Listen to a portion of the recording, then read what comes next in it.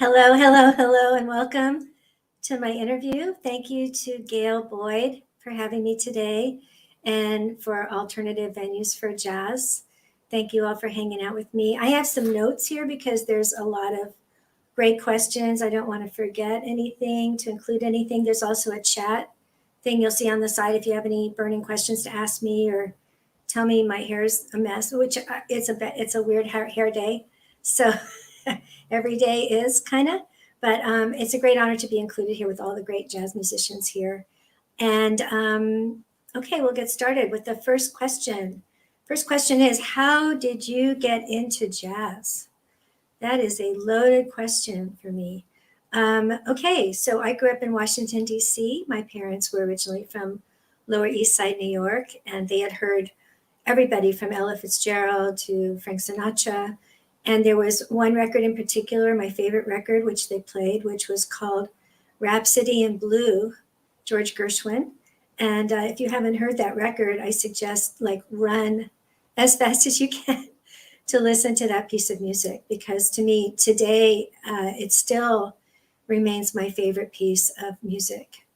That's it. And they also played Nat King Cole records, and I think we had we had a lot of show tunes and things like that. But I listened to Nat King Cole. I listened to Louis Armstrong on the radio, on television. I saw Louis Armstrong. He made a huge impression on me. And of course, Billie Holiday. And Billie Holiday became my number one mentor as a singer. So I'm going to mention some other names here. Dick Oxtott's Golden Age Jazz Band from San Francisco when I first came out here. Tom Keats and his Tomcats. These are bands I sang with when I came to San Francisco. Dan Hicks and the Hot Licks. That was a little bit more recently. Richie Cole, who I met in DC on tour. Bob Giroux. And Orrin Keepnews, jazz master and famous jazz producer who started Riverside Jazz, Landmark Records, worked at Fantasy, and he produced. So I'm very, very fortunate to have such great mentors. And it's really about all the mentors for me and most of us that do. Hi, Destiny. Destiny Muhammad in the house. All of us who do jazz, when we start out, we all need incredible mentors, and we have them. They're everywhere, right? So, I started off, and I actually was able to, by the age of 5, I probably knew 20 or so jazz songs already. And I went to my uncle's wedding in New York, and there was a live band playing. And on their break, I got up on stage, and I just started singing jazz. And I sang, let's see, 5'2", eyes are blue, but oh, what those 5 feet could do. Has anybody seen my gal? So that was my first real performance. And I told everybody I was a singer when I was very little, because my parents, my mother especially, told me that I had to have a career. I had to get a job and start working to pay them back. So I have a very unusual story. She was an accountant, and she actually kept track of what she spent on the kids. And so I felt like, wow, I was told, we're poor because of you. And I was very ill as a child. So I had a lot of really huge obstacles. My biggest dream was to go to music school. I used to, dream about going to music school. I wanted to study composition. I wanted to be a songwriter. I wanted to be a singer. And later on, when I didn't do any of those things, but later on, I became a songwriter.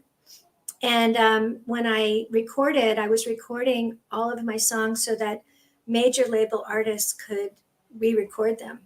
And so when I came out of the studio and I listened to my voice on tape, inside I felt like I heard, Nina Simone. I heard Billie Holiday. I heard these beautiful, big, rich Black women voices that I loved. And when I played my own recordings, I heard this very high, squeaky sound, which sounded like Minnie Mouse to me. So when I went to Los Angeles to pitch my songs, people would ask me, who's the singer? They liked the song, but they'd say, who's the singer on this? And I'd be like, yeah, I don't know. I was very shy and didn't have any confidence. And it took me a very, very, very long time of listening to jazz and singing jazz before I could, just go like, yeah, I can sing that. And I think there's a lot of people, if we don't have the schooling or if we don't have the right mentors, or if we don't have people really encouraging us. Like I remember the first time I went it's now called West Coast Songwriters. I went to their event in San Francisco, and it was all boys, all guys with their guitars. And I walked in with my guitar, and they said, like, what are you doing here? So there weren't that many women songwriters or women playing guitar when I started out. And that was interesting. So, okay. So after that, I'm going to just say, who was the first jazz musician you remember hearing? Wow. Okay. So that would be George Gershwin, Natalie Cole, Nat King Cole, Louis Armstrong. What is the first jazz album you purchased with your own money? Billie Holiday, Solitude. And then after that, I bought every Billie Holiday record that there was that I could find. I also bought at one point Bessie Smith record, which I found. And when I learned that Billie listened to Bessie, I was very interested to hear Bessie Smith, and she really knocked me out. So I spent a lot of time listening to very, very old jazz, the beginnings, the roots of jazz. I also bought Bird's record. It started with Cherokee, and I remember it was a very fast count off. And he had a couple of takes. It was like a live record from the studio. I don't know how I found that, but I spent all the money that I made going to record stores, and I had a whole blues collection. I had collections of books, and I had, a whole collection of jazz that I listened to. And that's kind of how I learned. I learned to sing off the radio. I didn't have really any lessons from vocal coaches until I was already in the clubs. And I started singing I was playing guitar by the age of 16. A guy in my town, or near my town where I grew up in Maryland, actually found me at a rock concert. I was standing very, very outside of the concert because it was so loud. And I was with my friends who all loved that, and they were all on drugs and I wasn't, or whatever. So he came up to me and out of the crowd and just said, "Are you a singer?" I said, "Yes." And he said, "Do you play guitar?" And I said, "No." He said, "Would you like to learn?" I said, "Yes." And he put me in his car and took me to my house and gave me his guitar, loaned it to me, and showed me 4 chords, and I played all night. The next morning he came to pick up his guitar, and I'd stayed up all night, practicing, and started writing. And he came back and he looked at me and he heard me play, and he said, "I'm going to put you in my band." And so within 2 months, I was actually playing live with this fabulous, fabulous guitar player named Michael Dunn. He was probably 22 at the time, and one of the best guitarists in all of Maryland. So I was very fortunate. I just kept running into people like that who would help me. And that was incredible fortune. So music saved my life because I was a runaway teen. I ran away by the age of 16. And I was on the street a little bit. I was homeless off and on. I had been working since the age of 14 and saved every penny to get out of there, to be on my own. But I didn't really know any professional jazz musicians. I didn't know hardly any real musicians who were playing for a living. I would go see them, in DC. And let's see. And then my first jazz club that I hung out in is called Harold's Rogue and Jar, which is no longer there, in Washington, DC. And it was like a staircase going down. It was a brick building, and it looked like a New York club. But I would stand outside every night, listening, and they didn't want white people in there, so they didn't let me in. It was an after hours jazz club. And so I showed up there, and they got really tired of seeing me. So they finally let me in. And the guy would say, like, "Sit in the back and don't let them see you." And I heard the greatest fusion jazz. I heard people like Tommy Flanagan. And I met Richie Cole at that club. He was playing one night, and we became friends. And he kind of pushed me into jazz as a singer, although I didn't have any real skills at all. So that's kind of how I started. I came to San Francisco, and started kind of hanging out. I first lived in Sacramento for a while and played with a blues band. So I studied all kinds of music. I studied Latin jazz for a couple of years, and I finally had some voice lessons. But mostly I learned music on the street. And but I was happy and lucky to meet any of the great musicians I met, and I was very, very fortunate. Um, let's see next. Advice you received from an older musician. Wow. I have three of these that I think are worth mentioning. I've gotten a lot of advice over the years. I've given a lot of advice too. Hi, Tiagi. I think Tiagi's on. Yeah, Buster Williams. This was on being an artist, and he told us this once at a Buddhist meeting. He said, being an artist is like waking up every morning and you go to check into the hotel, and you check into the hotel and there's a guy at the reception desk, and he says, you just have to make your own bed. And you're like, sure, I can make my own bed. And then he hands you the boards and the nails and the springs, and you're like, ah. He said, every day we wake up, it's like that. We have to reinvent ourselves. And as artists, it's about creativity. And who are we going to be that day? And what are we going to create? Are we going to think outside the box? Are we going to play by the rules? Are we going to be the same person we were yesterday? My answer is no. Let's be somebody new. Let's try something new. That's I think the epitome of jazz. To create on the spot in the moment and have those skills. To have those skills is a really beautiful thing. It took me, I would say, about 14 years to create a sound of my own that sounded like me, that I was comfortable. It took me that long to, when I heard something, that I could actually repeat it, because I kept hearing parts and things in my head, but I couldn't necessarily sing them. So as a singer, that was a big challenge for me. Very, very, and I have a lot of challenges. Okay, so next, Dan Hicks. Dan Hicks, who I worked with for 10 and a half years on the road and did 3 albums with him. He said to us one day, he said, it's all about the show. So every time we were on tour, it was just very focused, get to the show, get to the show, get to the show. And I think he told me once that he comes home and he would open the refrigerator door and the light would come on and he would be on. That was like he would just always be ready to be in front of people on stage.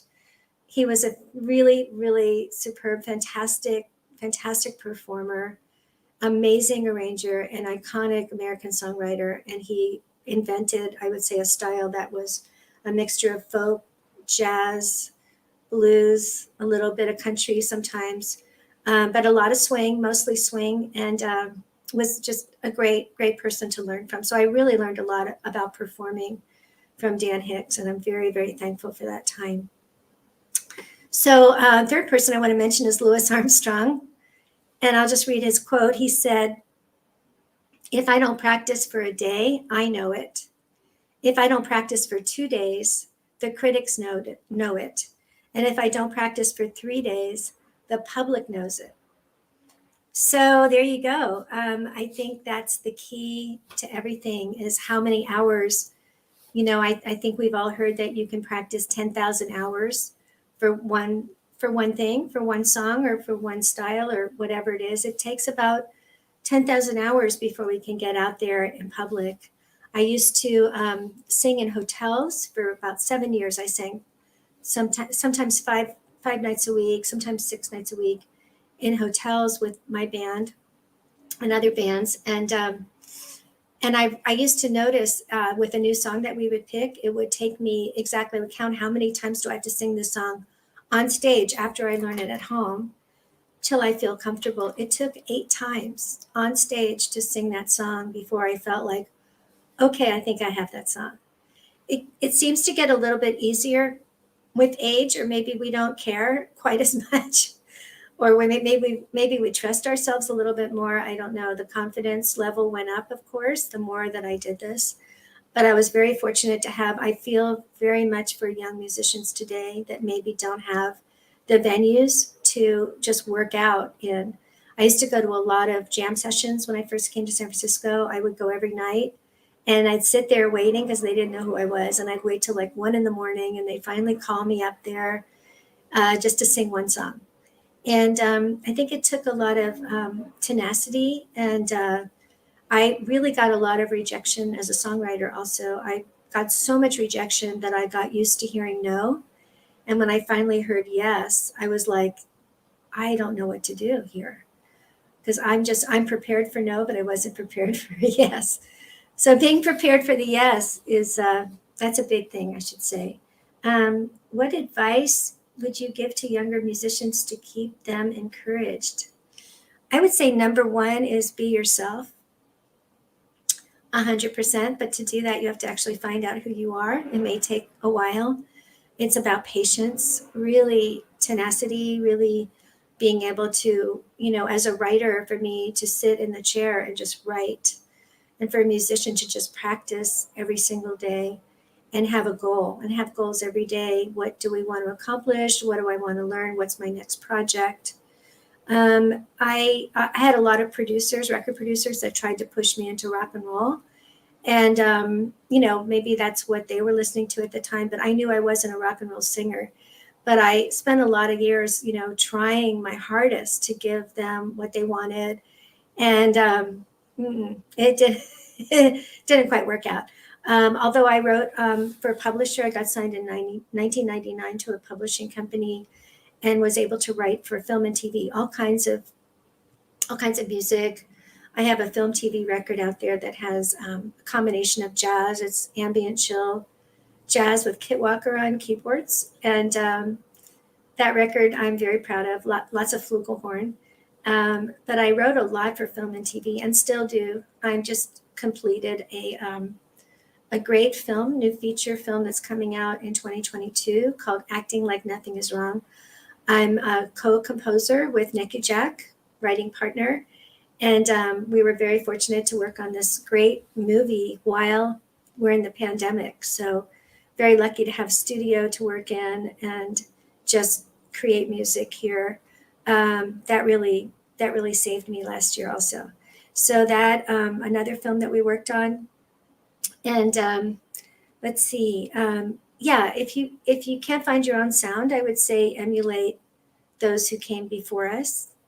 And standing on the shoulders of our mentors is a great way to go. Let's see, current projects. Well, I mentioned the film. I'm going to be singing with my band. I have a group called the Prohibition Mob Band, and we specialize in 1920s and 1930s roots of jazz, very obscure jazz. The last record we did came out in 2018 called My Heart Belongs to Satchmo. So it's a collection of Louis Armstrong songs that are mostly unknown or re-recorded. And we're going to be at Birdland Theater. It's in New York City at 8:30 p.m. on November 17th. That's a Wednesday night. So write that down. Love to see you there. I'm working on a current recording project with Mike Greensell, a great jazz piano player, which is somebody I just have adored for many years. He used to work with Wesla Whitfield, his partner, who passed away. And they both recorded with Orrin Keepnews, and that's how I met them. So I guess I'll go back a little bit. I met Orrin Keepnews through the Recording Academy San Francisco chapter. We were both on the board. Of course, he was on the board since the beginning of time. And he was in his late 70s by the time I met him. And I sat next to him one day. He had already met me once there and said some things to me. He said one day, I like you because you say what you mean and you're not afraid of anything. There were a lot of, I guess, politics going on there. I wasn't aware of it, but I would always raise my hand. I would always be the one to go like, what's our mission statement? And how are we serving them? How does this relate to the members? I was one of the very few, besides Destiny, actually, one of the years we were on, one of the very few singer-songwriters, female, on the board. There were about 42 of us or something. Anyway, one day Orrin sat next to me, or I sat next to him at this board meeting, and I said to him, oh, I missed your talk, your lecture on Thelonious Monk, and I really, really wanted to hear that. I wonder if it was recorded. And he said, "You mean you know who Thelonious Monk is?" And I was like, "I'm a huge jazz fan." So of course he didn't really know my music or anything about me at that time. And so he said, I'll take you out to lunch and talk to you about Thelonious Monk myself. And I was like, oh my God. So actually, he became my mentor, and that I would, we became friends. I started picking him up and taking him to all the jazz events that he was invited to. He had a standing table at Yoshi's in Oakland. And so I was able to go here. And my first artist I heard with him was Tommy Flanagan. And sitting at that table with him, I wrote Harold's Rogan Jar, the song that's actually on that Pink record that I mentioned. If you go to my website, you'll see it's called Back Before the Why. The song is Harold's Rogan Jar, and the first line is, "Jazz is my religion," he said to me. And that's Orrin talking to me. And he taught me a lot, of course, about jazz, about the early days. His first artist was Thelonious Monk. And so just being able to hang out with him and, of course, meet all the incredible musicians that he knew. And, of course, seeing that, he was the one that brought them in the studio. Like he said one day, Thelonious came in and brought a young saxophone player to meet him, and that was John Coltrane. And so, this is how things were in those days. I don't think it's that much different today, except that we have a lot of radio stations that are maybe not run by the artists, except for, jazz radio, which we love, and public radio, which we love. And the whole record industry was originally run by artists, and then it became run by lawyers and corporate people and people that only cared about how many records you sold. So I went through all that as a young recording artist. And again, I'm very lucky that I was able to record when I did, because that became my goal, as to become a recording artist myself. Because after years of trying to sell my songs to big artists, it turned out that, my own records became available to sell. And I started touring. Sorry. So I would say, besides that kind of advice of just being who you are, I would say try to hook up with other great artists that you love. Maybe become somebody in the community that helps put together artists for shows. I know I've done a lot of benefits and put together a lot of benefits for different causes. And I still love to do that. It's a really great thing to do. There's so many people that need help and so many issues out there. So that's what's going on with that. I also recorded a record with Bob Dorough, jazz master Bob Dorough, who's also passed away in 2018. And this was a 5-song album. And I'm now working to find maybe a label that's going to distribute this when the producer says it's okay to let go of it. So the producer, it was recorded in 2011. It's just me and Bob, him on piano, me singing, him singing. There's 2 songs on there that he wrote that have never been released to the public, so nobody's ever heard these songs. And then there's 3 kind of throwback songs that he wanted to re-record that he had previously done with Blossom Dearie. So that was a very big thrill to do that record, and I'm really hoping that that will get released, sometime soon. So if you have any suggestions, or a great jazz label, let me know. Love to be involved. So let's see, what else can I talk about? Let's see. Yeah, okay. So I got signed to Motema Music for the first 2 records with the Prohibition Mob Band, which is my 20s and 30s roots of jazz band. And the first record that came out was in 2012 called A Little Sugar. So there's songs by Ma Rainey. There's songs by Bessie Smith. There's a lot of songs in there by different women. And I talk a lot about women artists and the history of jazz in my shows. I developed a character from that era. She talks like this. She's a New York kind of, runs with the mob, because the mob were the people that ran the speakeasies. And because that's where you could hear jazz during the Prohibition. And so because of the mob, we had great jazz clubs, So anyway, the second record was released in 2015 Motema called Bathtub Gin, and that has some originals that I wrote on it, along with some other writers, and the style of that era. And that one got one of the best records on Downbeat magazine that year. And then the third album is My Heart Belongs to Satchmo, came out in 2018 on Blue Jazz. So before that, I have about 9 albums, solo albums out. And so there's about 6, I guess, original albums. And then, and then there's What's Your Story before that, with Orrin Keep News producing. That was with a beautiful, beautiful trio, Eric Reed Trio out of New York. So, and we recorded that in one day, by the way. We did the arrangements the same day we recorded. So it's, I think, 12 songs in one day. I really do love that process of recording, of going in and knowing the song and knowing that, having the charts and everything done, but actually sitting and arranging on the spot and recording live is the way I've done all of my jazz albums. The last 3 records with the Prohibition Mob, I've had most of the arrangements I've co-arranged or had Sam Bevan arrange out of New York. Also, Matt Wong helped arrange on the last record. And I like working with other arrangers. I really enjoy collaborations in general. So let's see. Oh, own your own master and produce and release it yourself. Yes, we can do that too. Yes. I've been told in terms of the Bob Jarreau project that it would be really great to have a major label releasing that, because I think it's important in the jazz world. I don't know if a self-released record goes all the way. It's possible, right? Yes. Matt Wong. Yes. Destiny. Yes. So anyway, it's really great to see you guys. I'm very, very, very happy to be here. One last thing I'll say is that for me, space is all important in jazz, in recording jazz and singing. And I spend a lot of time on phrasing.